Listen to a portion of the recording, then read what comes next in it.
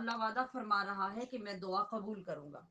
اب بات یہاں سمجھنے والی یہ ہے کہ کیا دعا کرنے سے پہلے ہمیں دعا کے آداب معلوم ہوتے ہیں؟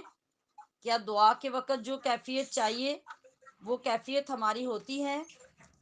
اور جو شرائط، جو ضوابط دعا کے حدیث پاک سے یا فرمان رسول صلی اللہ علیہ وسلم سے ہمیں ملے ہیں، ہم اس تقاضے کے ساتھ دعا کرتے ہیں؟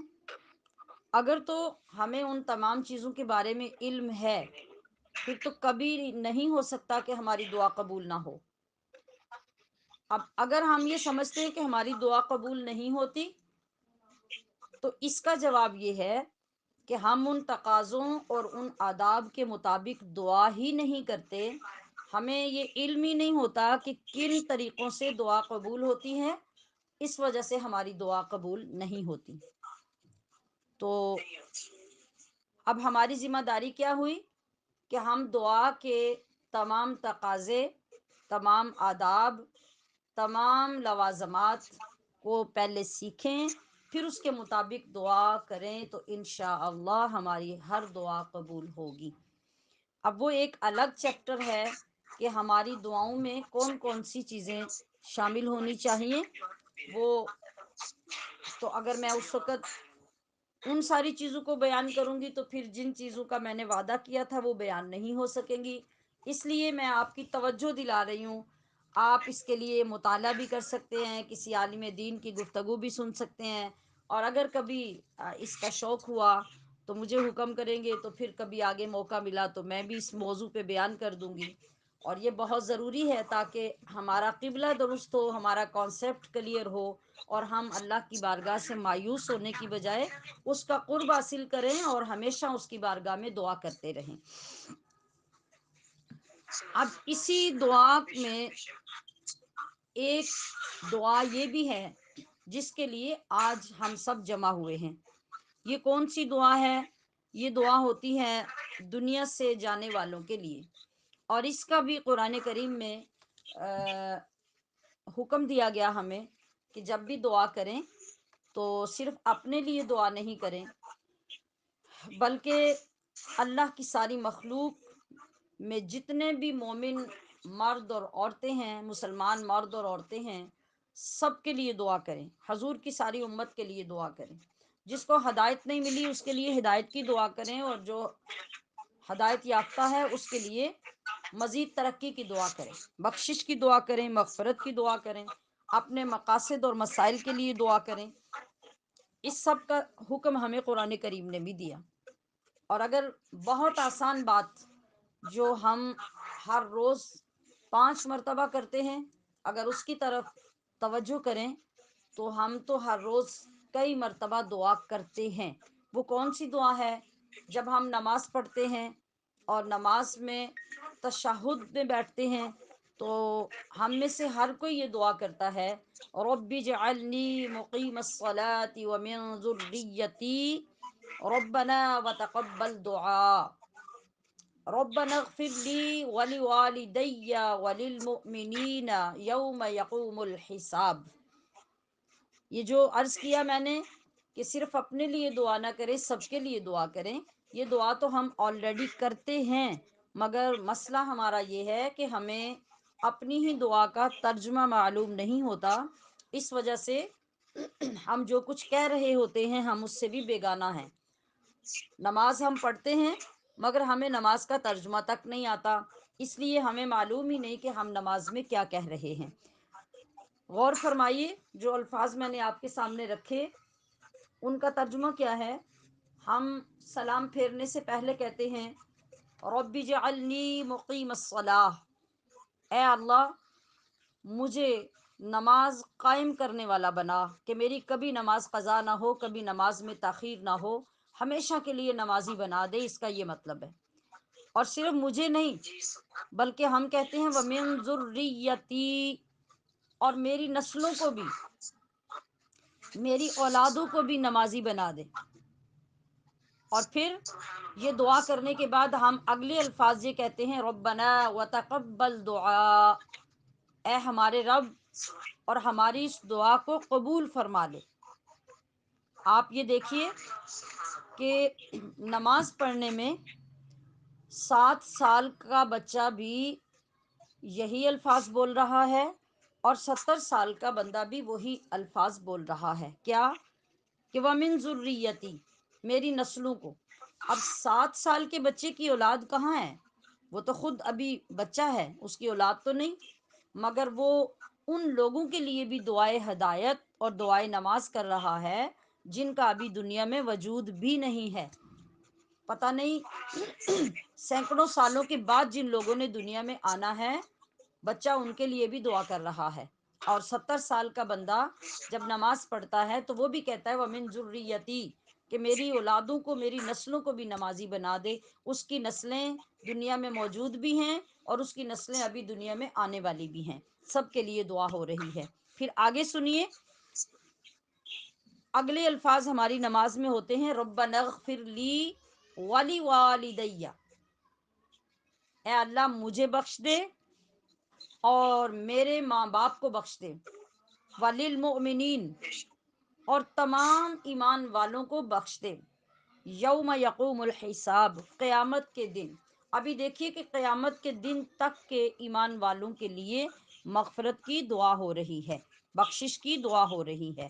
تو پتہ چلا کہ ہم دعا کرتے ہوئے اپنے لیے، ماں باپ کے لیے، اولادوں کے لیے، اور ہم سے پہلے جو لوگ گزر گئے اور جو آگے آنے والے ہیں، ابھی ان کا پتہ ہی نہیں کہ وہ کب آئیں گے، ہم ان کے لیے بھی اپنی نماز میں دعا کرتے ہیں۔ اب اس کا یہ مطلب ہوا کہ ہماری یہ دعائیں اللہ قبول بھی کرتا ہے اور ان دعاؤں کی تاثیر بھی پیدا فرماتا ہے۔ اگر یہ بے مقصد ہوتا تو اللہ ہماری سب سے امپورٹنٹ عبادت جس کو نماز کہتے ہیں اس میں یہ دعا شامل نہ فرماتا۔ اسی قانون کے تحت جب بھی کوئی بندہ فوت ہو جاتا ہے تو ہم اس کے لیے دعائیں کرتے ہیں، اور ان دعاؤں کا کیا فائدہ ہوتا ہے؟ ایک اور مقام پہ اللہ کریم فرماتا ہے ان عذابی لشدید، کہ میرا عذاب بڑا سخت ہے، بڑا شدید ہے، اور میں جسے چاہوں اسے عذاب دوں، جسے چاہوں بچا لوں۔ کوئی مجھے نہ روک سکتا ہے، نہ مجھے کوئی پابند کر سکتا ہے۔ لیکن آگے چل کے اللہ فرماتا ہے کہ رحمتی وسعت کل شیء، میں عذاب دے سکتا ہوں، میرا عذاب بڑا سخت بھی ہے، اور جسے چاہوں عذاب دوں، کوئی مجھے روک بھی نہیں سکتا، مگر رحمتی وسعت کل شیء، میری رحمت تمام چیزوں سے زیادہ وسیع ہے۔ کیا کرتا ہوں میں؟ کہ میں بندے کے لیے رحمت کی صورتیں بناتا رہتا ہوں، اور اس رحمت کی وسعت کی وجہ سے آخر کار میری رحمت غالب آ جاتی ہے، اور میں اپنی رحمت اور کرم سے بندوں سے عذاب دور کر دیتا ہوں۔ عزیزات محترم، رحمت کے اسی سلسلے کی یہ ایک کڑی ہے جس کے تحت آج ہم جمع ہیں اور اپنے فوت شدہ بہنوں، بھائیوں، عزیزوں، بزرگوں کے ثواب اور ان کی بخشش کے لیے جمع ہوئے ہیں۔ یہ کتنی بڑی رحمت ہے اللہ کی۔ بظاہر جس وقت انسان اس دنیا سے چلا جاتا ہے تو اسے ہم قبر میں دفنا دیتے ہیں، ہمارا اور اس کا تعلق منقطع ہو جاتا ہے۔ اب نہ ہم اس سے گفتگو کر سکتے ہیں، نہ اس سے مل سکتے ہیں، نہ اس کے احوال کا ہمیں ظاہری آنکھوں سے پتہ چلتا ہے، مگر اللہ نے رحمت کا کون سا دروازہ ہمارے لیے کھولا؟ اس دروازے کا نام ہے ایصال ثواب۔ وہ راستہ، وہ طریقہ کون سا ہے؟ وہ ثواب کا طریقہ ہے۔ ہمیں یہ بتایا گیا کہ مرنے والے کو گھر بیٹھ کر یا اس کی قبر پہ جا کر جس طریقے سے بھی تم ثواب بھیجو گے، نیکی کرو گے، صدقہ خیرات کرو گے، غریبوں مسکینوں کو اس بندے کے نام کا کچھ دو گے، اور نیت کر کے اللہ کی بارگاہ میں اس کے لیے دعا کرو گے، تو تمہاری دعا اللہ قبول فرما کر قبر والے کو وہ ثواب دے گا، اور اس ثواب کے بدلے میں اس کے گناہ معاف کرے گا۔ اور آہستہ آہستہ کیا ہوگا جب ہم مسلسل اپنے مرنے والوں کو ثواب بھیجتے رہیں گے تو جتنا ثواب جاتا رہے گا اتنے ان کے گناہ اللہ کاٹتا جائے گا، حتیٰ کہ ایک وقت آئے گا کہ ہمارے مسلسل ثواب بھیجنے اور دعائیں کرنے کی وجہ سے قبر والوں سے اللہ سارے گناہ معاف کر دے گا۔ اب یہ ڈیپینڈ کرتا ہے ہمارے اوپر کہ ہم اس بات پہ کتنا فوکس کرتے ہیں اور کتنا یقین کرتے ہیں اور کتنے تسلسل اور کتنی ہمدردی سے اپنے مرنے والوں کے لیے ہم اس ثواب کا اہتمام کرتے رہتے ہیں۔ وہ جتنا زیادہ کریں گے اتنا مرنے والوں کو فائدہ پہنچے گا۔ تو اب یہ رحمت کی کتنی اعلیٰ صورت ہے کہ ہم زمین کے اوپر بیٹھے ہیں، اپنی دنیا میں ہیں، اور فوت ہونے والے دوسری دنیا میں چلے گئے، مگر ہمارے درمیان رابطے کی ایک الگ صورت ہو گئی، بالکل اسی طرح جس طرح ایک گھر میں تمام لوگ رہتے ہیں، بھائی بہن ماں باپ، تو ہر روز ان کا فزیکلی رابطہ ہوتا ہے، آمنے سامنے گفتگو ہوتی ہے، بالمشافہ ملاقات ہوتی ہے، بات چیت ہوتی ہے، معاملات پہ ڈسکشنز ہوتی ہیں۔ یہ ایک سب سے مضبوط طریقہ ہوتا ہے اور متعارف طریقہ ہے ہر ایک سے ملنے اور بات چیت کرنے کا۔ اگر کوئی دوسری جگہ پہ دوسرے گھر میں بھی ہے تو ہم اس کو ملنے کے لیے وہاں چلے جاتے ہیں، جا کے بات چیت کر لیتے ہیں، ہمارے لیے آسان ہوتا ہے۔ لیکن اگر ہمارا کوئی بندہ انگلینڈ چلا جائے، امریکہ چلا جائے، یو اے ای میں چلا جائے، اب کیا ہوتا ہے؟ اب ہم ملاقات تو کر لیتے ہیں لیکن طریقہ بدل جاتا ہے۔ اب ہم فوری طور پر اس کے گھر جا کے نہ مل سکتے ہیں نہ بات کر سکتے ہیں، کیونکہ اس کے لیے ایک بڑا پروسیس ہوتا ہے، وہ ہر بندے کے بس میں نہیں، نہ ویزا لینا بس میں ہے، نہ ٹکٹ لینا بس میں ہے، نہ جانا بس میں ہے۔ تو ایک اور راستہ ہمارے پاس ہوتا ہے اس سے ملاقات کرنے کا، کہ فوری طور پہ ہم نمبر ڈائل کرتے ہیں اور ہمارا رابطہ اس سے ہو جاتا ہے۔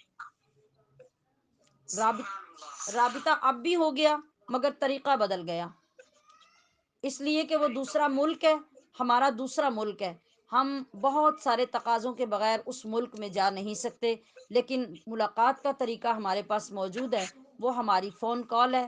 جب ہم کال کرتے ہیں، میسج کرتے ہیں، ہمارا ملنے کا ایک ذریعہ بن جاتا ہے۔ تو اسی مثال کو بعین ہی سمجھیے کہ جس وقت ہمارے میں سے ایک بندہ رخصت ہو کر عالم برزخ میں دوسرے جہان میں چلا جاتا ہے، اب ہم اس سے ملاقات پہلے کی طرح نہیں کر سکتے، تو اللہ پاک نے ہمیں ایک متبادل طریقہ دے دیا کہ اس سے ملاقات کا کیا طریقہ ہے۔ اس سے ملاقات کا اب طریقہ یہ ہوگا کہ آپ اس کے لیے اس کو بھیجنے کا طریقہ، اس کی طرف چیزیں ارسال کرنے کا طریقہ کیسے ہے؟ جیسے آپ ٹی سی ایس کروا دیتے ہیں، پارسل بھجوا دیتے ہیں، آپ اسی طریقے سے وہ جو ٹی سی ایس کروائیں گے وہ آپ کے ثواب ہوں گے، وہ آپ کے کھانے، وہ آپ کے صدقہ خیرات، جو چیز بھی آپ کریں گے اللہ کریم اسے اپنے قانون اور اپنے طریقے کے مطابق ہمارے مرنے والوں کو وہ ہمارے پارسل اور ہمارے ٹی سی ایس پہنچائے گا، اور اس سے ان کو فائدہ پہنچے گا۔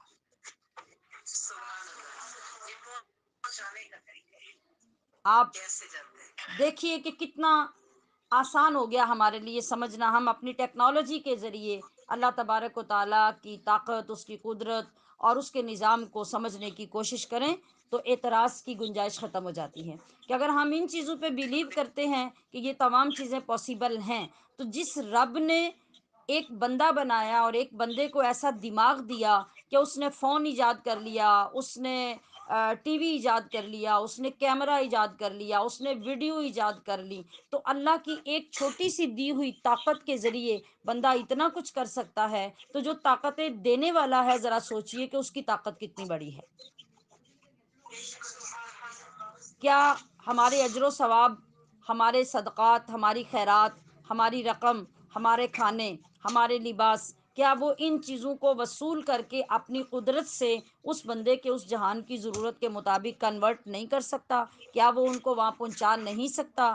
کیا ہماری آہوزاری اور دعا کا اثر ان لوگوں کو فائدہ نہیں دے سکتا؟ یقیناً دے سکتا ہے۔ تو عزیزات گرامی، اب یہ دعا کی اہمیت کی ہمیں سمجھ آئی، تو غالباً میں نے پچھلی نشست میں بھی عرض کیا تھا کہ ہمیں برسی کا، چہلم کا، دسویں کا انتظار نہیں کرنا چاہیے۔ بہت سمپل ہے، بہت آسان ہے کہ ہر روز کا کھانا، ہر روز کی نماز اور ہر روز کی عبادت کے لیے دو چار لفظ آپ کو کہنے کی ضرورت ہے، اور اگر وہ بھی نہ کہنا چاہیں تو نیت کر لینا ہی کافی ہے کہ یا اللہ میں جو کچھ یہ پڑھ رہی ہوں اپنے فلاں رشتہ دار، اپنے فلاں عزیز کی بخشش کے لیے اس کو بھیج دے، اس کو عطا کر دے، تو آپ کی نیت سے ہی رب اس کو عطا کر دے گا۔ لیکن اپنی تسلی کے لیے، اپنی تسلی کے لیے، اپنے دل کو اطمینان دینے کے لیے اگر ہم پڑھنے کے بعد ہاتھ اٹھائیں اور ہاتھ اٹھا کر یہ کہیں کہ یا اللہ میں نے جو کچھ پڑھا تو اسے قبول کر، اور اپنی شان کے مطابق قبول کر، میری غلطیاں اس میں سے دور فرما، ان کو نظر انداز فرما، اور میرے نبی صلی اللہ علیہ وسلم کی روح پاک کو میرا یہ تحفہ عطا کر، اور آپ کے صدقے سے آپ کی اولاد اور آپ کی ازواج کو عطا کر، اور ان کے صدقے سے اور حضور کے صدقے سے میرے عزیزوں کو، میری اولاد ہے یا میرے ماں باپ ہیں یا میرے بھائی بہن ہیں، ان سب کو کہہ دے کہ یا اللہ ان سب کو اس کا ثواب عطا کر۔ آپ سوچئے کہ اس سارے کو کہنے میں کتنا وقت لگا۔ بات صرف توجہ کی ہے، دھیان کی ہے، دوسرے کے احساس کی ہے، بس وہ اپنے دل میں پیدا کر لیجئے۔ تو یہ دو تین لفظ ادا کرنے سے، یہ تو آپ مصلی اٹھاتے اٹھاتے بھی کہہ سکتے ہیں، اس پہ کوئی دیر نہیں لگتی، بس اپنے کانسیپٹ اور اپنے نظریے تبدیل کر لیجئے۔ ایک تو یہ بہت بڑا فائدہ ہوگا کہ ہمیں ہمیشہ اپنی آخرت یاد آتی رہے گی، اپنی قبر کی طرف دھیان ہوگا، اور ایک ہم نیکی کرتے رہیں گے تو انشاءاللہ العزیز کل کو یہ ساری نیکیاں ہمارے اپنے آگے آئیں گی، ہمیں ان کا فائدہ پہنچے گا۔ اب دوسری بات اسی کے ساتھ جو منسلک ہے میں وہ عرض کر دوں کہ جب ہم دعا کرتے ہیں، اور دعا کے ساتھ جیسا کہ آج آپ ایک ختم پاک کے سلسلے میں جمع ہوئے ہیں، تو بہت سارے لوگوں کا کانسیپٹ ہوتا ہے کہ جب تک کھانا آگے نہ لا کے رکھا جائے نہ ختم ہوتا ہے نہ دعا ہوتی ہے، اور بہت سے لوگ اس پہ کھلا اعتراض کرتے ہیں کہ اس کی کیا ضرورت ہے، اور یہ کھانا تو آپ نے خود کھانا ہے، تو میت کو اس کا کیا فائدہ پہنچے گا، اور مرنے والے اس میں سے کیا کھائیں گے، اور اس طرح سے مختلف اعتراض اور اختلاف پیدا ہوتے رہتے ہیں، اور بسا اوقات پھر خاندانوں میں اور ایسی محفلوں میں لڑائی تک نوبت چلی جاتی ہے۔ تو سامعات محتشم، سب سے پہلی تو میری گزارش یہ ہے کہ آپ ہوں یا میں ہوں، ہمارے ماں باپ ہوں یا ہماری اولادیں ہوں، ہم سب باحثیت مسلمان اس بات کے پابند ہیں، اللہ نے ہمارے اوپر لازم اور فرض کیا ہے کہ ہمیں اپنے دین کے یہ ضروری مسائل ہر حال میں سیکھنے چاہیے۔ ہمیں نماز کا پابند کیا گیا ہے، تو نماز کے پورے ڈسپلن، پورے رولز ہمیں معلوم ہونے چاہیے۔ روزہ دیا گیا ہے تو روزے کا پورا ڈسپلن، پورے رولز ہمیں معلوم ہونے چاہیے۔ ہمارے اوپر حج فرض ہوتا ہے، زکوٰۃ فرض ہوتی ہے، بندہ پیدا ہوتا ہے، بندہ فوت ہوتا ہے، اس کا نکاح ہوتا ہے، یہ وہ سارے مسائل ہیں جس کے بغیر کوئی بندہ بھی نہیں رہتا، یہ سب بندوں کو ضرورت ہوتی ہے۔ لہٰذا ہمارے لیے یہ فرض ہوا کہ ان تمام چیزوں کا ہر مسلمان کو علم ہونا چاہیے، اس میں ہماری محتاجی نہیں رہنی چاہیے۔ اب سوال یہ پیدا ہوتا ہے کہ یہ چیزیں ہمارے لیے کمپلسری ہیں، مگر ہم میں سے کتنے لوگ ان کو سیکھتے ہیں، کتنے لوگ اس سے واقف ہوتے ہیں؟ جب ہم اپنی ذمہ داری پوری نہیں کرتے اور ہم اپنا فرض علم حاصل نہیں کرتے، تو یہی وجہ ہے کہ ہمارے درمیان پھر لڑائیاں، جھگڑے، اختلاف پیدا ہوتے ہیں، اور ہم اپنا ایمان خراب کر بیٹھتے ہیں۔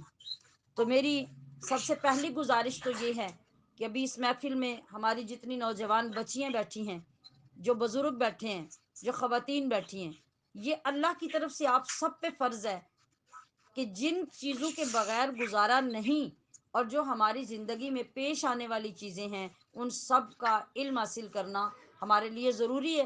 تو آج کی اس محفل میں یہ وعدہ کر لیجئے کہ کسی سورس سے، کسی ذریعے سے، کسی طریقے سے بھی آپ کو سیکھنا پڑے تو آپ یہ سیکھیں گے۔ اس کے لیے عمر کی کوئی قید نہیں۔ اگر آپ 80 سال کی عمر کے بھی ہیں اور آج آپ کو پتہ چل رہا ہے کہ یہ چیزیں سیکھنا ضروری ہے، تو آج ہی آپ پہ فرض ہے۔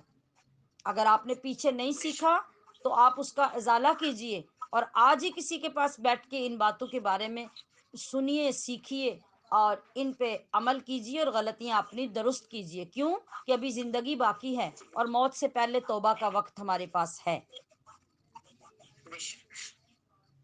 اور میں یہ عرض کر رہی ہوں کہ کھانا، کپڑے، پیسے، جو بھی آپ صدقہ کرنا چاہتے ہیں، کیا ان کا سامنے رکھ کر ہی ختم پاک پڑھنا ضروری ہے؟ تو شریعت میں ہماری تعلیمات کے مطابق ایسی کوئی قید نہیں ہے. میں نے ابھی آپ کے سامنے عرض کیا کہ جب آپ نماز پڑھتے ہیں تو نماز میں آپ نے کلام پاک پڑھا، تلاوت کی، وظیفہ پڑھا، دعا کی، کچھ بھی کیا، اس کا ثواب آپ ہاتھ اٹھائیں، دعا کریں اور اپنے تمام مرنے والوں کو بھیجیں. وہاں تو ہمارے سامنے کوئی کھانا نہیں ہے، کوئی چیز نہیں ہے، مگر ثواب جا رہا ہے. اسی طرح اگر آپ کسی محفل میں کھانا یا باقی چیزیں سامنے رکھ کر دعا کرتے ہیں تو وہ بھی سنت سے ثابت ہے، اور اگر آپ کھانا اور چیزیں سامنے رکھے بغیر دعا کرتے ہیں تو یہ بھی سنت سے ثابت ہے. دعا کرنا ضروری ہے، بخشش مانگنا ضروری ہے، دوسرے کے لیے نیکی کرنا ضروری ہے. البتہ یہ ضروری نہیں کہ ہم کھانا رکھنے یا نہ رکھنے کے جھگڑے میں پڑیں اور اس کو تنازع بنا لیں. آپ کی دعا انشاءاللہ کھانا سامنے رکھے بغیر بھی جائے گی اور کھانا رکھ کر بھی جائے گی. جو کچھ بھی آپ نے آگے بھیجنا ہے، جو آپ نے تیار کیا ہے، کھانا ہے، لباس ہے، پیسے ہیں، اور بھی کوئی چیز آپ صدقہ کر رہے ہیں، تو اس کا نام لے کر جب آپ اللہ کی بارگاہ میں دعا کرتے ہیں تو چیزیں جہاں جہاں بھی ہیں وہاں سے بھی ثواب پہنچ جائے گا انشاءاللہ. اور اگر آپ چیزیں سامنے رکھ کر بھی دعا کرتے ہیں تو یہ بھی نبی علیہ الصلوۃ والسلام سے ثابت ہے. کس طرح ثابت ہے؟ ایک مرتبہ جنگ کے موقع پر لشکر نبی علیہ الصلوۃ والسلام کے ساتھ ہے، اور راستے میں ایک جگہ پہ جب لشکر رکا، سب کو بھوک لگی تھی، اور آپ علیہ الصلوۃ والسلام کی بارگاہ میں بار بار صحابہ اکرام حاضر ہو رہے ہیں اور عرض کرتے ہیں، یا رسول اللہ، کھانے کا سامان ختم ہو گیا ہے اور اس وقت سب کو بھوک لگی ہے تو کسی کے پاس کھانے کا سامان نہیں ہے. آپ نے ارشاد فرمایا کہ دسترخوان بچھاؤ اور جس کے تھیلے میں جو کچھ بھی بچا ہوا ہے وہ لے آؤ. نبی علیہ الصلوۃ والسلام کے فرمان کے مطابق اپنے اپنے تھیلے لا کے دسترخوان پہ سب نے جھاڑ دیے. کسی کے تھیلے میں سے چند کھجوریں نکلی سوکھی ہوئی، کسی کے تھیلے میں سے روٹی کے چھوٹے موٹے ٹکڑے نکلے، کوئی پنیر کے ٹکڑے نکلے. وہ جو بھی دسترخوان پہ جمع ہوا، آپ علیہ الصلوۃ والسلام نے اس کو سامنے رکھ کر ہاتھ اٹھائے اور اللہ کی بارگاہ میں دعا کی. آپ نے جب دعا کی تو وہ معمولی معمولی کھانے کے ٹکڑوں میں اتنی برکت پیدا ہو گئی کہ اسی دسترخوان پہ بیٹھ کے وہی چھوٹے چھوٹے ٹکڑے لے کے سب نے کھانا شروع کیے تو سارے لشکر کا پیٹ بھر گیا، اور اللہ پاک نے ان کے لیے اتنی برکت اور اتنی رحمت اس کے اندر پیدا فرما دی. تو اس سے پتہ یہ چلا کہ کھانا اگر آپ سامنے رکھ کر بھی دعا کرتے ہیں تو اس کھانے کے اندر برکت ہو جاتی ہے، برکت بلکہ زیادہ ہو جاتی ہے. اب اس سے کیا ہوتا ہے کہ آپ وہ کھانا لے کر باقی سارے کھانے میں اگر شامل کر دیتے ہیں تو سارے کھانے کی برکت اور نورانیت زیادہ ہو جاتی ہے. تو البتہ اگر ایسا موقع نہیں ہے، جیسے ہجوم زیادہ ہے، باہر کسی جگہ پہ کوئی بڑا رش ہے، لوگوں کا دعا کے لیے بیٹھے ہیں اور وہاں پہ چیزیں لے کر رکھنا ممکن نہیں ہے، تو اس میں بھی کوئی حرج نہیں. آپ بلا تردد بغیر چیزوں کو سامنے رکھے، آپ اپنی نیت اور اپنے الفاظ کے ساتھ ان کا ذکر کر کے دونوں طرح اللہ کی بارگاہ میں عرض کریں، انشاءاللہ پھر بھی تمام چیزوں کا ثواب مرنے والے کو پہنچے گا. جی، اس کے بعد جو گزشتہ بار میں نے بیان کرنے کا وعدہ کیا تھا، وہ دوسری چیز یہ تھی کہ فوت ہونے والا جب فوت ہو جاتا ہے تو اس کے فوت ہونے کے بعد کرنے والے ضروری کام کون سے ہوتے ہیں. اور جو اس نے مال چھوڑا ہے جس کو ہم وراثت یا ترکہ کہتے ہیں، اس کا مصرف اور اس کا استعمال کیا ہوتا ہے۔ سب سے پہلے تو یہ ہے کہ فوت ہونے والے کے کفن دفن کا انتظام کرنا۔ اگر کوئی اپنی خوشی سے بہن بھائی یا والدین یا اولاد اس کا انتظام کرے تو بہت اچھی بات ہے۔ اگر کوئی نہ کرے یا کرنے والا نہ ہو تو اس کے اپنے چھوڑے ہوئے مال میں سے سب سے پہلے کفن دفن کا انتظام کرنا ہوگا۔ کفن دفن کا مطلب ہوتا ہے کہ قبر بنانا، قبر کی تیاری کرنا، اس پہ جو خرچ آتا ہے، جو باقی معاملات سنبھالنے میں آتا ہے، وہ سارا کفن دفن میں شامل ہوتا ہے۔ پھر اس کے بعد اگر میت کے اوپر کوئی قرض تھا تو تمام لوگوں سے معلوم کیا جائے تو میت کے چھوڑے ہوئے مال میں سے اس کا قرض اتارا جائے۔ یہ سب سے پہلے ضروری چیز ہے۔ قرض اتارنے کے بعد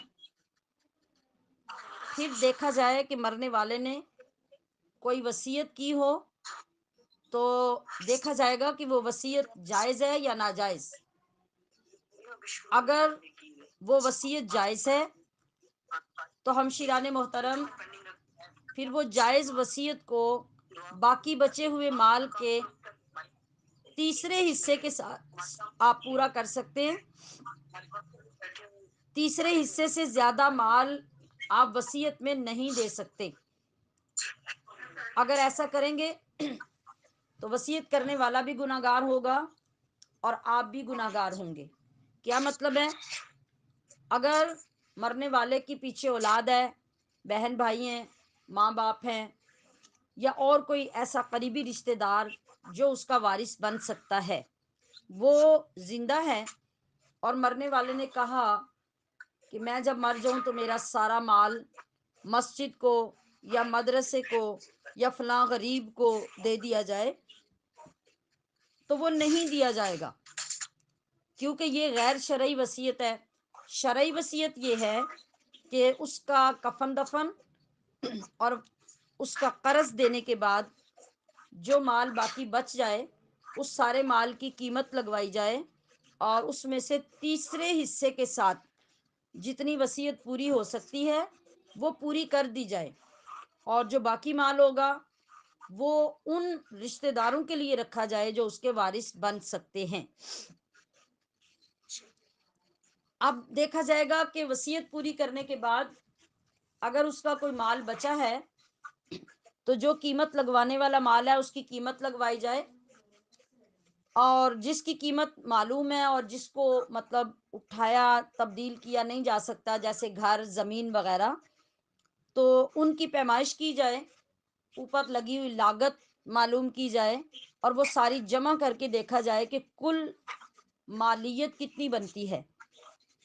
اب جتنی مالیت بنے گی اس کے جتنے رشتہ دار باقی بچے ہیں، مطلب اگر بندے کے ماں باپ زندہ ہیں تو ماں باپ کا حصہ بھی ہوگا، اگر بندے کی اولاد زندہ ہے تو اولاد کا حصہ بھی ہوگا۔ اولاد کا حصہ کیسے ہوگا؟ مثال کے طور پہ اگر مرنے والے کے 4 بیٹے ہیں اور 2 بیٹیاں ہیں تو سارے مال کے 8 حصے کیے جائیں گے، یا جتنا باقی رشتہ داروں کو دینے کے بعد اولاد کا بچے گا اس کی 8 حصے کیے جائیں گے۔ مطلب 2 حصے جو ہیں وہ بیٹوں کو ملیں گے اور ایک حصہ بیٹی کو ملے گا، مطلب دگنا بیٹے کو اور آدھا بیٹی کو دیا جائے گا۔ اگر اس کی بیوی ہے یا بیوی فوت ہوئی ہے تو شوہر ہے تو اس کو بھی اس کے مطابق جو شریعت کہے گی، اگر اولاد بھی ہے تو پھر بیوی کا 8واں حصہ، اگر اولاد نہیں ہے تو بیوی کا 4تھا حصہ، اگر مرد پیچھے رہ گیا، بیوی فوت ہو گئی تو پھر اس سے دگنا اسی طرح دیا جائے گا، اگر اولاد ہے تو 4تھا حصہ، اولاد نہیں ہے تو آدھا حصہ۔ مگر بیٹی اور بیٹے جتنی تعداد میں بھی ہوں گے ان کا اسی طریقے سے حصہ کیا جائے گا۔ جیسے اگر ایک بیٹا ایک بیٹی ہے تو 3 حصے کیے جائیں گے، جس میں سے 2 بیٹے کو ملیں گے، 1 بیٹی کو ملے گا۔ اب یہاں پر جو ہمارے سیکھنے کی اور انصاف کی اور اللہ کے سے ڈرنے کی بات ہے، سامعات محترم، آپ ماشاءاللہ تمام خواتین بیٹھی ہیں اور آپ خود مجھے اس بات کا جواب دے سکتی ہیں کہ آپ میں کتنی بیٹیاں، کتنی مائیں، کتنی بیویاں، کتنی بہنیں، کتنی پھوپھیاں ایسی یہاں موجود ہیں جن کو ان کے بھائی، ان کے شوہر، باپ یا بیٹوں کے مرنے پر حصے دیے گئے۔ میرے خیال کے مطابق شاید کوئی ایک دو بندہ ایسا ہو جس کو پورے حصے وراثت سے دیے گئے ہوں، ورنہ بیٹیوں سے یا تو حصے معاف کروا لیے جاتے ہیں یا ان کی پرواہ ہی نہیں کی جاتی کہ ان کو حصہ دینا اللہ نے مقرر کیا ہے۔ میں نے یہ مسئلہ آپ کے سامنے کیوں رکھا؟ اس لیے کہ ہمارے لوگ دنیا میں یہ ظلم تو کر لیتے ہیں، بھائی ہے تو بہن کو حصہ نہیں دے گا، باپ ہے تو بیٹی کو حصہ نہیں دے گا، شوہر ہے تو بیوی کا حصہ کھا جائے گا۔ اب یہاں سوال یہ پیدا ہوتا ہے کہ اس کی اتنی تاکید کیوں ہے؟ تاکید اس لیے ہے کہ اللہ کے رسول صلی اللہ علیہ وسلم نے ارشاد فرمایا کہ جو بندہ دنیا میں کسی کی ایک بالشت زمین کا حصہ کھا جائے گا اور حصے والے کو اس کا حصہ نہیں دے گا تو قیامت میں 7 زمینوں کا بوجھ اس کے سر پہ لاد دیا جائے گا۔ تو ہم شیران محترم ذرا سوچئے کہ دنیا میں تو ہم نے ایک بالشت زمین کا لالچ کیا، کیا آخرت میں ہمارے اندر اتنی طاقت ہوگی کہ 7 زمینوں کو ہمارے سر پہ رکھا جائے اور ہم ان کا بوجھ برداشت کر سکیں گے؟ ہرگز نہیں۔ یہ تو سوچ ہی بندے کو مار دیتی ہے کہ 7 زمینوں کا بوجھ کتنا ہوگا اور کون اٹھائے گا۔ لیکن یہ اللہ کے نبی نے فرمایا ہے تو اس سے بڑی سچی بات کوئی نہیں ہے۔ لہٰذا مسلمان ہونے کے ناطے شروع سے سب سے پہلے معاشرے کے اندر سکھانے والی اگر کوئی ہستی ہے تو وہ ماں ہے۔ ماں جس وقت شروع میں اپنے بیٹے کے دل میں یہ بات ڈالنا شروع کر دے گی کہ بیٹے ہمارے پاس جتنی جائیداد ہے اس میں تیری ماں ہوں، میرا حصہ بھی ہے، تیری بہنیں ہیں ان کا حصہ بھی ہے، تیری پھوپھیاں ہیں ان کا حصہ بھی ہے، تو بچپن میں جب بچے کے اندر یہ بات فیڈ ہو جائے گی تو بڑے ہو کر اس کو انصاف کرنے کی فکر ہوگی۔ اور جب مائیں اپنے بچوں کو شروع سے لالچ دلاتی رہیں گی کہ پھپھی کو حصہ نہیں دینا، بہن کو حصہ نہیں دینا، دادی کو نہیں دینا، تو پھر بڑے ہو کے وہ بیٹا ایک ظالم مرد بنے گا اور کسی کو اپنے حصے کے قریب نہیں آنے دے گا۔ اگر شروع سے بچے کو یہ تعلیم دی ہوگی اور ماں کے پاس یہ تعلیم اور اللہ کا خوف ہوگا تو یہ ظلم ہمارے معاشرے سے ختم ہو جائے گا۔ کیونکہ سب سے پہلے جو مرد ہوتا ہے وہ کسی عورت کا بیٹا ہوتا ہے، وہ بیٹا بڑے ہو کے بھائی بنتا ہے، پھر اور بڑا ہوتا ہے تو شوہر بنتا ہے، پھر اور بڑا ہوتا ہے تو باپ بنتا ہے، پھر اسی بیٹے نے اپنے اپنے رشتوں کے ساتھ انصاف کرنا ہوتا ہے۔ اگر آپ میری بات کو سمجھ رہے ہیں تو یہ ایک اتنی خوبصورت بات ہے کہ آپ کے دل میں اتر جانی چاہیے کہ اگر عورت خود دوسری عورتوں کو حق دینے کے لیے تیار ہو جائے اور اپنی اولاد کو سکھانا شروع کر دے تو کبھی عورت کے ساتھ ظلم نہیں ہوگا، عورت خود اپنے آپ کو ظلم سے نکال لے گی۔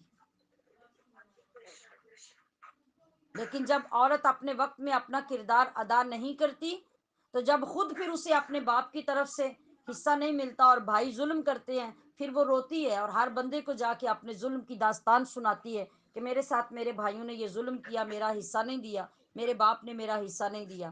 تو اس کا کتنا آسان طریقہ ہے کہ آپ اپنا کردار شروع کر دیں اور اپنی اولادوں کے دلوں میں شروع سے رشتوں کی محبت اور احترام پیدا کرنا شروع کر دیں، اور حق کھانے کا جو ظلم ہے اس کے عذاب کے بارے میں اپنی اولادوں کو آگاہ کرنا شروع کر دیں۔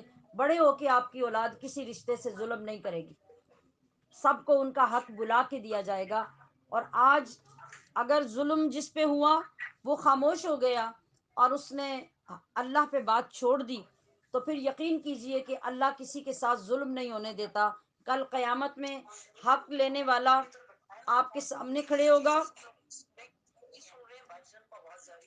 اور حق دینے والا مجرم کی حیثیت سے سامنے کھڑا کیا جائے گا. اللہ کریم اس کو بلائے گا اور مظلوم جب تقاضا کریں گے کہ یا اللہ اس نے ہمارے ساتھ یہ ظلم کیا، یہ ظلم کیا، اس جگہ پہ ہمارا حق کھایا، تو اللہ کریم اس سے حق طلب فرمائے گا. جب وہ حق نہیں دے سکے گا تو اللہ کریم فرمائے گا کہ اس کی نیکیاں ان لوگوں میں تقسیم کر دو جن کا اس نے حق کھایا تھا. ذرا غور سے یہ جملہ سماعت فرماتے جائیے. جب جب حق کھانے والے کی نیکیاں، وہ تہجد گزار ہے تو ہوتا رہے، حاجی ہے تو ہوتا رہے، نمازی ہے تو ہوتا رہے، بڑا سخی ہے تو ہوتا رہے، وہ جتنی نیکیاں اس نے جمع کی تھیں اگر کسی کا حق کھایا ہوگا تو اللہ فرمائے گا جس جس کا حق کھایا اس کو نیکیاں تقسیم کر دو. جب حق لینے والے باقی رہ جائیں گے اور اس کی نیکیاں ختم ہو جائیں گی، اب جو منظر شروع ہونے والا ہے یہ انتہائی خوفناک منظر ہے. اللہ فرمائے گا کہ اب جن کا اس نے حصہ کھایا تھا ان کے گناہ اس کے ذمہ ڈال دو،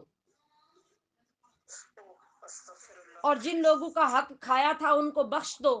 اب نہیں معلوم کہ کسی بندے کے سامنے 10 لوگ ہوں گے یا 20 ہوں گے یا 50 ہوں گے یا 100 ہوں گے، جس جس کا حق کھایا ہوگا ان کے سارے گناہ اس بندے کے سر پہ ڈال دیے جائیں گے. ان کو بخش کر اللہ آخرت میں جنت دے دے گا اور دنیا کے حق کھانے والے کو اللہ دوزخ میں بھیج دے گا. تو عزیزات محتشم، اس خاص مسئلے کو سماعت فرما کر اپنے گھروں میں جا کے ڈسکس کیجئے، اپنے بھائیوں کے ساتھ، والدین کے ساتھ، شوہروں کے ساتھ، اپنے بیٹوں کے ساتھ، تاکہ کل کو آپ کے گھروں کے مرد ظلم کرنے کے بارے سوچیں بھی نہ، بلکہ جنت لینا پسند کریں اور دنیا کے حصے قربان کر دیں. یہی وہ چیزیں ہیں جو ہمارے لیے اور ہمارے مرنے والوں کے لیے باعث بخشش ہیں. جب ہم ان مسائل کو یہی تو وجہ ہے کہ اللہ کریم نے میراث کے مسائل کے سیکھنے کو آدھا دین فرمایا ہے. آپ دیکھیے کہ ایک میراث کے مسائل سیکھنے سے ہمیں کتنے مسائل حاصل ہوئے اور کتنے لوگوں کے حق کا پتہ چلا اور کتنے بڑے بڑے ظلم ہمارے سامنے آئے.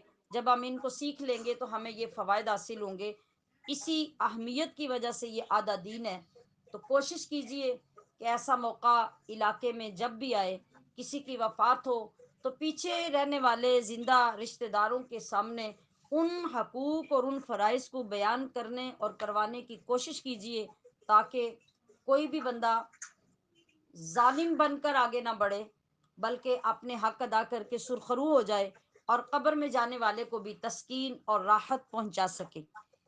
ماشاءاللہ ابھی آپ کے اس گھر میں سردار شاکر صاحب مرحوم کے وفات کے بعد یہ تیسری محفل ہے، اور میں یقین کرتی ہوں کہ ان تینوں محفلوں میں آپ نے دین کے بارے میں بہت کچھ سیکھا ہوگا، اور آپ نے جو بھی سیکھا، جس پر عمل کرنا شروع کیا، انشاءاللہ اس کا ثواب آپ جہاں بھی ہوں گے موصوف کو قبر میں پہنچتا رہے گا. اللہ ان کے درجات بلند کرتا رہے گا، اور اس کا ثواب ان کی اولاد کو، ان کے گھر والوں کو بھی ملے گا جنہوں نے آپ سب کی تعلیم اور تربیت کا اہتمام کیا اور ان کے لیے ایصال ثواب کے لیے محافل منعقد کی. اللہ رب العزت ہمیں ہمیشہ دین سے جڑا ہوا رہنے کی توفیق عطا فرمائے، اور جو سیکھیں اس پر عمل کرنے کا جذبہ بھی اپنے اندر پیدا کریں. تو مجھے بہت امید ہے، بہت یقین ہے کہ آپ کے لیے یہ تمام باتیں بہت فائدہ مند ثابت ہوں گی. اب میں جو میرے ذہن میں کی ہوئی باتیں تھی میں نے ان کے بارے میں عرض کر دیا. مزید آپ کا اگر کوئی سوال رہ گیا ہو تو آپ وہ فرمائیے، میں اس کے مطابق جواب عرض کر دیتی ہوں. جی جن میلاد کے حوالے سے نا سوال کر رہی تھی پچھلی دفعہ بھی، اور ابھی پھر دوبارہ آپ کا یہی سوال ہے، بیٹھی ہوئی ہے محفل. جی سوال کیجئے، پورا سوال کیجئے. جی بولے. تو بعض لوگ کہتے ہیں کہ میلاد نہیں بنانا چاہیے، تو کیا کریں؟ یہ حدیث سے ثابت نہیں ہے، یہ قرآن سے ثابت نہیں ہے. اس کے موضوع پر تو آپ کا بڑا بیان جو ہے وہاں پر ہو بھی چکا ہے، تو میں ان لوگوں کے ساتھ شیئر بھی کیے ہے صحیح، لیکن تھوڑی سی مختصر اپنے الفاظ میں ان کو ذرا میلاد پاک پہ ایک نہیں بے شمار میرے جو بیانات ہیں وہ میرے چینل پر موجود ہیں. آپ Tasneem Hashmi official channel open کریں، اس کے اندر سرچ کریں. میلاد کے بہت سے بیانات ہیں جس میں ہر جہت سے اس میں بیان کیا گیا ہے کہ میلاد ہمارے لیے کتنی بڑی رحمت ہے اور اس کا منعقد کرنا ہمیں کیا فائدہ دیتا ہے. اس سے بھی آپ سنیے. میں مزید کوشش کروں گی کہ ان کو الگ سے نکال کر نبیلہ صاحبہ کو بھیج دیے جائیں، وہ آپ کو شیئر کر دیں. بہرحال ابھی آپ نے سوال کیا تو مختصر میں عرض کروں گی کہ میری پہلی بات پہ عمل کرنے کی کوشش فرمائیے. وہ ہے کہ خود قرآن پاک کو پڑھیے، خود حدیث پاک کو پڑھنے کی کوشش کیجیے. آپ دوسروں پر ڈیپینڈڈ مت ہوئیے. آپ جب قرآن شریف پڑھیں گے تو بے شمار مقامات پر آپ کو نہ صرف نبی کریم صلی اللہ علیہ وسلم کے میلاد کا ذکر ملے گا بلکہ پچھلے نبیوں کے میلاد کا بھی ذکر ملے گا. اب میں یہ عرض کروں گی کہ میلاد ہے کیا جس کا ذکر ملے گا. میلاد کو اگر آپ انگلش میں سمجھنا چاہیں تو وہ ہے برتھ ڈے. اگر آپ میلاد کو اردو میں سمجھنا چاہیں تو وہ ہے سالگرہ. میلاد اور مولود یہ دو لفظ سالگرہ اور برتھ ڈے کے لیے عربی میں استعمال ہوتے ہیں. مولود کا بھی یہی مطلب ہے، میلاد کا بھی یہی مطلب ہے. اب جب یہ آپ کو سمجھ آ گئی کہ میلاد یا مولود سالگرہ کو کہتے ہیں تو اس کا صاف معنی ظاہر ہو گیا کہ کسی کی بھی ولادت یا کسی کی پیدائش کے متعلق جب بات کی جاتی ہے تو اس پیدائش کے حوالے سے اس شخصیت کی بات کی جاتی ہے کہ وہ شخصیت کیسی ہے، اس کا مقام کیا ہے، اس کی ویلیو کیا ہے. مثال کے طور پر ابھی آپ نے اسی مہینے کی 9 تاریخ کو دیکھا کہ کافی عرصے کے بعد دوبارہ گورنمنٹ لیول پر 9 نومبر کو چھٹی کی گئی. یہ 9 نومبر کیا ہے؟ 9 نومبر اقبال ڈے ہے، جس دن علامہ اقبال پیدا ہوئے. تو آپ کے پیدا ہونے کے دن پر پہلے بھی بہت عرصہ پہلے چھٹی ہوا کرتی تھی، پھر بند ہو گئی، ابھی سے پھر آغاز ہو گیا. اسی طرح قائد اعظم ڈے منایا جاتا ہے جس میں قائد اعظم کے پیدا ہونے کے دن کو یاد کیا جاتا ہے. ایسے ہی اور آپ گورنمنٹ لیول سے نیچے آ جائیں تو اپنے خاندانوں میں اپنے بچے، اپنے بڑے، ان کو لے لیں. ہم ان کی بھی سالگرہ مناتے ہیں، لیکن کوئی شخص بھی ان پڑھ ہو، پڑھا لکھا ہو، کسی مکتبہ فکر سے تعلق رکھنے والا ہو، وہ کرسچن ہو، وہ مسلمان ہو، مسلمانوں میں وہ اہل تشیع ہے، اہل حدیث ہے، دیوبند ہے، اہل سنت ہے، کوئی شخص بھی کسی بچے کے متعلق یہ نہیں کہے گا کہ اس کی سالگرہ تم کیوں منا رہے ہو، علامہ اقبال کا دن کیوں منا رہے ہو، قائد اعظم کا دن کیوں منا رہے ہو، کوئی نہیں کہے گا. آخر نبی کریم صلی اللہ علیہ وسلم کا دن منانے میں کیا مسئلہ ہے؟ ایک تو یہ الزامی جواب ہے جس پہ سوچ کر آپ اپنے اندر سے جواب طلب کیجئے کہ کیا اس پہ مسئلہ ہونا چاہیے. اگر ہونا چاہیے تو کیوں ہونا چاہیے؟ اگر ہونا چاہیے تو پھر یہ جن چند لوگوں کے میں نے نام لیے ہیں، پھر ان کے دن منانے پہ مسئلہ کیوں نہیں ہوتا؟ دوسری بات یہ ہے کہ 25 دسمبر کو ہی عیسائی کرسمس ڈے مناتے ہیں، اور اس کرسمس ڈے میں بھی وہ حضرت عیسیٰ علیہ السلام کا دن ہی مناتے ہیں.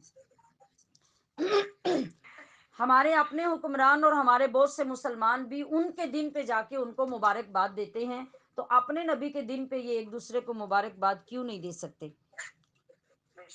تیسری بات یہ ہے کہ حضرت قائد اعظم یا علامہ اقبال ہوں تو ان کے دن پر جو اسکول، کالج، یونیورسٹیز یا بڑے بڑے حکومتی ادارے جب ان کا کوئی دن سیلیبریٹ کرتے ہیں تو اس میں کرتے کیا ہیں؟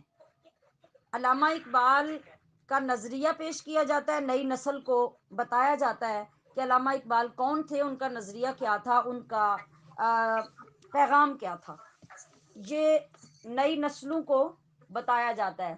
ان کے اقتباسات ہیں، ان کا کلام ہے، ان کا موقف ہے، ان کی ایفرٹس ہیں، ان کی سٹرگلز ہیں، وہ ساری نئی عوام میں منتقل کی جاتی ہے. اسی طرح قائد اعظم محمد علی جناح کا یوم ولادت آتا ہے تو قائد اعظم کے پروگرام اسکول، کالجز، یونیورسٹیز میں اور حکومتی اداروں میں ہوتے ہیں. تو وہاں پہ کیا ہوتا ہے، یہ بتایا جاتا ہے کہ قائد اعظم کون تھے، قائد اعظم کا مشن کیا تھا، انہوں نے پاکستان کے لیے کیا قربانیاں دی، اور انہوں نے کیا انقلاب پیدا کیا، کیسی عظیم شخصیت تھی. وہ نہ ہوتی تو آج پاکستان نہ ہوتا، وہ نہ ہوتی تو آج ہم آزاد مسلمان نہ ہوتے. آپ اچھی طرح سمجھتے ہیں کہ آپ کے پاس مقبوضہ کشمیر کا عالم کیا ہے. آج آزادی کے لیے کس طرح سے لاکھوں کی تعداد میں آج تک قربانیاں ہو چکی، مگر کشمیر آزاد نہیں ہو سکا. اور وہ لوگ کتنی اذیت اور کس قدر مصیبتوں کو فیس کر رہے ہیں. تو اس سے کئی درجے اور برے حالات اس وقت مسلمانوں کے تھے جب ہندوستان کے اندر یہ سب رہتے تھے. تو کتنی قربانیوں کے بعد جا کے پاکستان بنا. تو اس میں لیڈ کس نے کیا، لیڈر کون بنا، وہ قائد اعظم محمد علی جناح تھے. ہم یہ سمجھتے ہیں کہ ہماری وفا کا تقاضا یہ ہے کہ ہم ہر سال کے بعد قائد اعظم کی وفات اور قائد اعظم کی پیدائش کے دن کو یاد کر کے ان کے پیغام، ان کی ایفرٹس، ان کا کردار اپنی نئی نسلوں کو سناتے رہیں، تاکہ نئی نسلوں کے اندر بھی قائد اعظم اور علامہ اقبال زندہ رہیں. تو عزیز سامعات، قائد اعظم جنہوں نے ایک پاکستان کو آزاد کرایا، علامہ اقبال جنہوں نے ایک پاکستان کا نظریہ دیا، وہ اس قابل ہیں کہ ہم عزت، ادب، احترام سے ان کے دن منائیں. تو اللہ کے وہ محبوب جو پوری دنیا کو آزاد کرانے کے لیے آئے، جنہوں نے پوری کائنات کو اللہ کا ایک نظریہ دیا، جنہوں نے بتوں، دریاؤں، سمندروں، سورج اور چاند، ستاروں کو پوجنے والوں کو اللہ کی معرفت دلائی اور اللہ کا پتہ بتا کر مسلمان کیا، جنہوں نے ذلیل و خوار ہوتی ہوئی عورت کو اتنی عزت دی کہ اس کے پیروں کے نیچے جنت قرار دے دی، بازاروں میں، منڈیوں میں بکنے والی عورت کو گھر کی ملکہ بنا دیا. بس قرآن و حدیث کی ساری دلیلوں سے ہٹ کر مجھے صرف ان باتوں کا جواب سوچ کر ارشاد فرما دیجئے کہ کیا نبی کریم صلی اللہ علیہ وسلم کی ذات پاک اس قابل نہیں ہے کہ ان کا دن آئے تو ہم اپنی نئی نسلوں کو ان کے بارے میں بھی بتائیں کہ وہ کون تھے. تو ہماری یہ ذمہ داری ہے، جس طرح ہماری یہ ذمہ داری ہے کہ ہماری آنے والی نسلوں میں علامہ اقبال اور قائد اعظم، کیونکہ وہ ہمارے بڑے محسن ہیں، ان کا نام ہماری نسلوں میں زندہ رہنا چاہیے. تو کیا ہمارے نبی کا نام ہماری نسلوں میں زندہ نہیں رہنا چاہیے؟ کیا ہمیں اپنی نسلوں کو یہ نہیں بتانا چاہیے کہ آخری نبی کس دن پیدا ہوئے؟ تو آپ کے ولادت کے دن میں اگر کوئی غلط طریقے سے میلاد مناتا ہے تو غلط وہ کرتا ہے. میلاد منانا غلط نہیں ہوگا، ہاں اس کا طریقہ صحیح ہونا چاہیے جو قرآن و حدیث کے مطابق ہو. تو میں نے آپ کو پیٹرن عرض کر دیا کہ قائد اعظم یا علامہ اقبال ہوں تو ان کو یاد کرنے کا پیٹرن کیا ہوتا ہے، ان کے میسیجز، ان کا پیغام، ان کا نظریہ آگے کنوے کرنا. تو نبی علیہ السلام کے میلاد پر ہمارا میلاد منانے کا طریقہ کیا ہونا چاہیے کہ نبی کریم صلی اللہ علیہ وسلم جو پیغام لائے ہیں، وہ پیغام کیا ہے؟ وہ قرآن کریم ہے، وہ اللہ کی کتاب ہے، وہ آخری دین ہے، وہ ہماری شریعت ہے. نبی کریم صلی اللہ علیہ وسلم یہ پیغام ربی جو لے کر آئے، اس کو اگلی نسلوں تک پہنچانا، ان کو بتانا کہ ہمارے نبی کیوں آئے، آپ کی سیرت کیا تھی، آپ کے اخلاق کیا تھے، آپ کی تعلیمات کیا تھیں، آپ کس لیے دنیا میں تشریف لائے. میلاد پاک کی محفلوں میں یہ بیان ہونا چاہیے. اگر کوئی جاہل آدمی اٹھ کر میلاد پاک کی محفل کرے، وہ اس میں غیر شرعی کوئی کام کرے، تو اس کا ذمہ دار وہ ہے، اس کے ذمہ دار ہم نہیں ہیں۔ ہم جب میلاد پاک کریں گے تو ہم اس کے ذمہ دار ہیں کہ ہم اس میں کیا کر رہے ہیں۔ ہم کوئی غلط چیز لوگوں کو بتا رہے ہیں، غلط راستے کی طرف لے جا رہے ہیں، یا اللہ کے نبی کا پیغام اور رب کا قرآن سنا رہے ہیں۔ اگر یہ کر رہے ہیں تو مجھے بتائیے کہ یہ ناجائز کیوں ہے۔ مفتی صاحب، ہمارے استاد مفتی صاحب مفتی احمد یار خان نعیمی رحمۃ اللہ علیہ نے لکھا کہ شادی کرنا عام حالات میں سنت ہے، نکاح کرنا عام حالات میں سنت ہے۔ ذرا توجہ سے یہ سنیے گا۔ آپ نے فرمایا کہ نکاح کرنا سنت ہے۔ اگر نکاح کے موقع پر کوئی ڈانس کرتا ہے، کوئی ناچتا ہے، کوئی باجے بجاتا ہے، کوئی ڈھول بجاتا ہے، کوئی بے حیائی کے کام کرتا ہے، تو مجھے بتائیے کہ آپ نکاح کرنا چھوڑ دیں گے؟ نہیں، وہ تو کریں گے۔ نکاح کریں گے۔ تو مخالفت کس کی کریں گے؟ غلط کاموں کی۔ بند کس چیز کو کروائیں گے؟ ناچ گانے کو، بے حیائی کے کاموں کو آپ بند کروائیں گے، نکاح بند کبھی نہیں کروائیں گے۔ تو آپ نے فرمایا کہ اسی طرح اگر کوئی جاہل بندہ دین کو بدنام کرنے کے لیے میلاد پاک میں کوئی غلط کام کرتا ہے، کوئی غلط رسمیں پیدا کر لیتا ہے، کوئی غلط غیر شرعی انداز اختیار کر لیتا ہے، تو بند اس کو کیا جائے گا، نہ کہ میلاد مصطفیٰ کو۔ میلاد مصطفیٰ تو آج کے دور میں ایک بہترین تبلیغ کا ذریعہ ہے، اپنے نبی کو پہچاننے کا ذریعہ ہے، آپ کے پیغام کو سننے کا ذریعہ ہے، اور میلاد میں ہونا بھی یہی چاہیے۔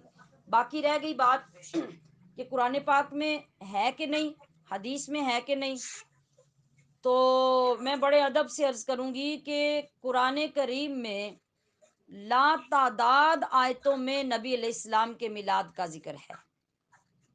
حدیث پاک میں بے شمار احادیث میں اس بات کا ذکر ہے کہ صحابہ تو صحابہ رہ گئے، خود رسول اللہ نے اپنا میلاد منایا۔ نبی علیہ الصلوۃ والسلام کے چچا حضرت عباس نے آپ کا میلاد منایا، آپ کے چچا کے بیٹے عبداللہ ابن عباس نے آپ کا میلاد منایا، آپ کی موجودگی میں آپ کے بہت سے صحابہ نے حضور کا میلاد منایا۔ اب یہ کانسیپٹ ضرور کلیئر کر لیجئے کہ میلاد کا میں نے جو معنی بیان کیا ہے وہ ہے آپ کے پیدا ہونے پر اللہ کا شکر ادا کرنا، آپ کی پیدا ہونے کا ذکر کرنا، پیدا آپ ہوئے تو کیوں آپ کو دنیا میں بھیجا اس کا تذکرہ کرنا، آپ کی احادیث اور قرآن اور آپ کی عظمت اور شان بیان کرنا، یہ ہے آپ کا میلاد۔ اگر آپ یہ کہیں کہ صرف لائٹیں لگانے کا نام میلاد ہے، جھنڈیاں لگانے کا نام میلاد ہے، غیر شرعی طریقے کام کرنے کا نام میلاد ہے، جیسے آج کل دیکھتے ہیں کہ بازار سج گئے، گلیاں سج گئیں، اور پھر اسی طرح کی نعتیں شروع کر دیں، تو اگر آپ اس کو کہیں کہ یہ میلاد ہے تو اس کو میں بھی کہوں گی کہ یہ غلط ہے۔ کیوں غلط ہے؟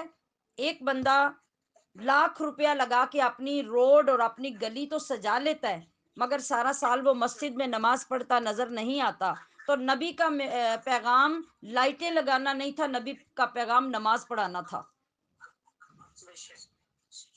اگر کوئی شخص اس دن دیگیں پکا کے لوگوں کو کھانا کھلا لیتا ہے اور اس کے اپنے رشتہ داروں کے گھر میں فاقہ چل رہا ہے، تو نبی کا پیغام ہے کہ سب سے پہلے رشتہ داروں کو دیکھو، باقی دوسرے غریبوں کو بعد میں دیکھو، پہلے غریب رشتہ دار کو دیکھو۔ اگر وہ اس پہ عمل نہیں کرتا تو ہم بھی کہیں گے کہ وہ غلط کر رہا ہے، وہ ٹھیک نہیں کر رہا۔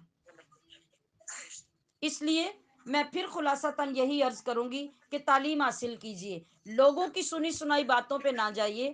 آپ میں سے میری جس عزیزہ نے یہ سوال کیا کہ قرآن میں بھی نہیں، حدیث میں بھی نہیں، تو میں ادب سے عرض کروں گی کہ کیا آپ نے سارا قرآن پڑھا ہے؟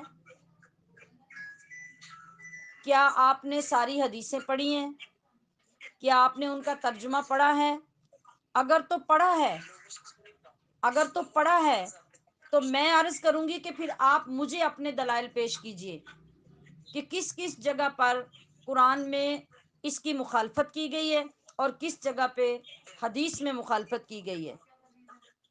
जी لیکن چونکہ آپ نے کسی پر اعتماد کیا ہے کہ کسی نے اگر بیان کیا، آپ نے بیان کرتے ہوئے سنا کہ قرآن میں نہیں اور حدیث میں نہیں، تو میں یہ عرض کروں گی کہ میں بھی پھر قرآن اور حدیث سے بیان کر رہی ہوں کہ دونوں میں ہے۔ اب آپ فیصلہ کریں کہ آپ کس کی بات مانیں گے۔ ایک دوسرا، ایک آپ کو میں قاعدہ عرض کر دوں، جتنے لوگ یہاں تشریف لائے ہیں آپ سارے ایک قاعدہ یاد کر لیجئے۔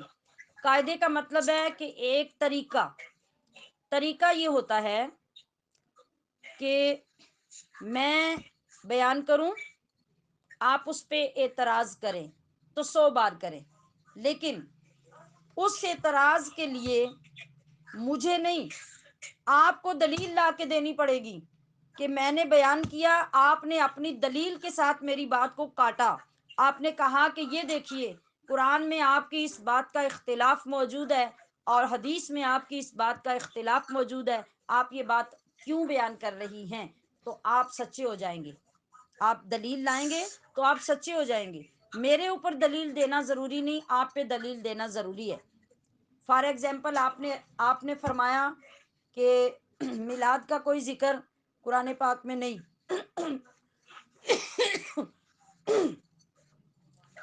تو آپ کے اوپر یہ لازم ہے، آپ مجھے قرآن کی وہ آیت نکال کے دیں، آپ فرمائیں کہ اسے پڑھیں، دیکھیں کہ اس کے اندر اللہ نے منع کیا ہے، تو میں رجوع کر لوں گی، میں مان لوں گی کہ آپ ٹھیک کہہ رہے ہیں اور میں غلط کہہ رہی ہوں۔ اور اگر آپ کے پاس ایسی کوئی دلیل نہیں جس میں اللہ نے قرآن کے اندر یا حدیث میں منع کیا ہو، تو پھر آپ کو یہ ماننا پڑے گا کہ قرآن و حدیث دونوں سے یہ ثابت ہے کہ نبی علیہ الصلوۃ والسلام کے میلاد پاک سے بڑھ کر کوئی اور ذکر عظمت والا نہیں ہے۔ جی باجن، اہل سنت و جماعت جو ہے نا، ان کا مقدمہ تو صحیح ہے نا؟ تو ہم سن سے اصل میں سنی بن گئے نا، سارے سن کے سنی بن گئے سارے، تو اس وجہ سے آپ کی بات چل رہی ہے۔ اور دیدی ماشاء اللہ میلاد بنانے والے لوگ ہیں جو آپ سے سوال کر رہے ہیں، لیکن یہ ہے کہ تھوڑا سا وہ وضاحت چاہ رہے تھے اس بات کی کہ ہمیں جی صحیح جواب دینا ہو، میں صحیح نے سے جواب دینا میں نے اسی لیے یہ وضاحت کی ہے کہ آپ ہوں یا آپ کے علاوہ کوئی آپ سے اعتراض کرے تو آپ کا جواب دینے کا یہ طریقہ ہونا چاہیے جو میں عرض کر رہی ہوں، کہ جو بندہ بھی آپ سے اختلاف کر رہا ہے کہ میلاد پاک آپ منا رہے ہیں تو یہ تو قرآن و حدیث میں نہیں ہے، تو آپ اسے فوراً یہ فرمائیں کہ بھئی قرآن میں جہاں منع کیا گیا ہے ہمیں آپ وہ جگہ دکھائیں، اور حدیث میں جہاں منع کیا گیا ہے آپ ہمیں وہ دکھائیں۔ بس یہ دلیل ان کو دینا لازم ہے، ہمیں دینا لازم نہیں ہے۔ اس لیے کہ ایک اور ضابطہ سماعت فرما لیجئے کہ اللہ کا طریقہ یہ ہے کہ جو چیزیں وہ حرام کرتا ہے نا، بیسیکلی اللہ نے ساری چیزیں مباح پیدا کی ہیں، یعنی کوئی حرام حلال کی قید نہیں ہے، لیکن پیدا کرنے کے بعد جن چیزوں کو اللہ نے حرام کرنا تھا ان چیزوں کے بارے میں اللہ نے فرما دیا کہ یہ حرام ہے، یہ حرام ہے، یہ حرام ہے۔ اب پورا قرآن اور حدیث کا پورا ذخیرہ نکال کر آپ ایک بار نہیں 101 بار پڑھیں تو کسی جگہ پہ آپ کو نہیں ملے گا کہ اللہ نے یہ لکھا ہو کہ میلاد منانا حرام ہے، یا حدیث نے بیان کیا ہو کہ میلاد منانا حرام ہے۔ تو جس چیز کو اللہ نے منع نہیں کیا وہ جائز ہے، اور جس کو اللہ نے منع کر دیا وہ حرام ہے۔ ایک یہ سادہ سا ضابطہ ہے، آپ یہ یاد فرما لیجئے، اور جو بھی بندہ آپ سے اعتراض کرے آپ اس سے دلیل مانگیے، اگر وہ آپ کو مستند دلیل دے دیتا ہے پھر آپ اس پہ غور فرمائیے۔ حضرت عبدالحق محدث دہلوی نام یاد رکھ لیجئے، حضرت عبدالحق محدث دہلوی، یہ وہ عالم ہیں جن کو شیعہ، اہل حدیث، دیوبند، اہل سنت، ان میں سے کوئی بندہ بھی ایسا نہیں جو نہ مانتا ہو، سب ان کو ماننے والے ہیں۔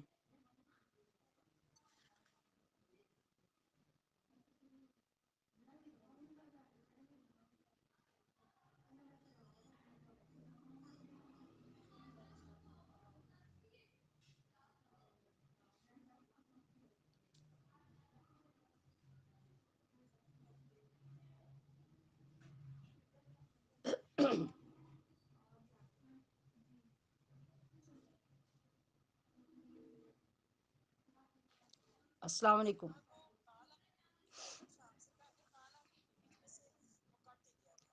جی میں نے حضرت عبدالحق محدث دہلوی کا نام لیا تھا، آپ نے وہ سنا؟ یہاں تک آپ لوگوں نے سنا ہے؟ ہیلو.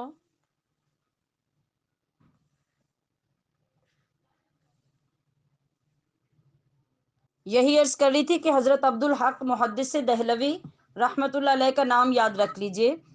حضرت عبدالحق محدث دہلوی یہ وہ شخصیت ہیں جن کو بیک وقت شیعہ، دیوبندی، اہل حدیث اور اہل سنت یہ سب ان کے فتوے کو مانتے ہیں، کسی کا اختلاف نہیں ہے.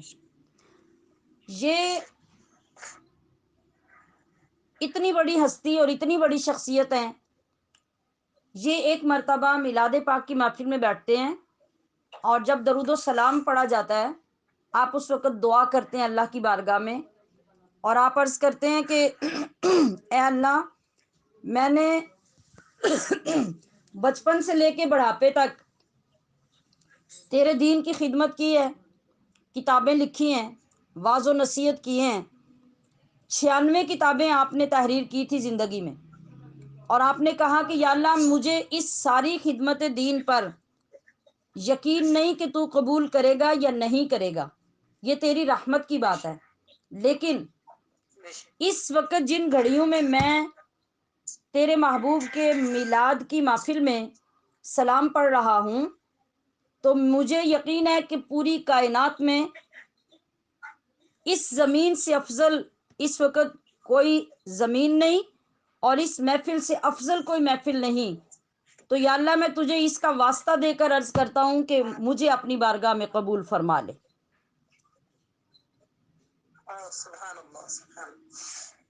یعنی ایسی وہ شخصیات جن سے کسی کو اختلاف نہ ہو اور صدیوں پہلے گزر چکی ہوں، تو ہمارے لیے وہ حجت ہیں، ہمارے لیے وہ رول ماڈل ہیں، اور ہمیں ان لوگوں کی عبادت، ریاضت اور حسن ظن اور یقین پر ہمیں یقین کرنا چاہیے، اور ان لوگوں کے راستے پہ چلنا چاہیے جو اللہ کے رسول کے راستے پہ چلتے رہے ہیں.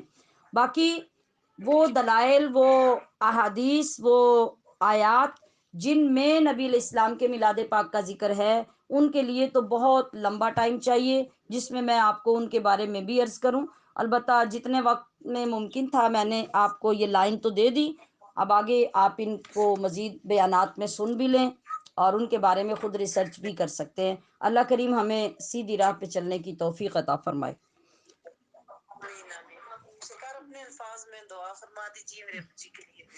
اللہم صلی علی سیدنا و مولانا محمد وعلی آل سیدنا و مولانا محمد و اصحاب سیدنا و مولانا محمد وبارک وسلم. سبحان ربک رب العزت عما یصفون وسلام علی المرسلین والحمد للہ رب العالمین. ربنا اللهم ربنا تقبل منا انك انت السميع العليم وتب علينا يا مولانا انك انت التواب الرحيم. اللهم اعنا على ذكرك وشكرك وحسن عبادتك. اللهم اعنا على ذكرك وشكرك وحسن عبادتك. اللهم اعنا على ذكرك وشكرك وحسن عبادتك.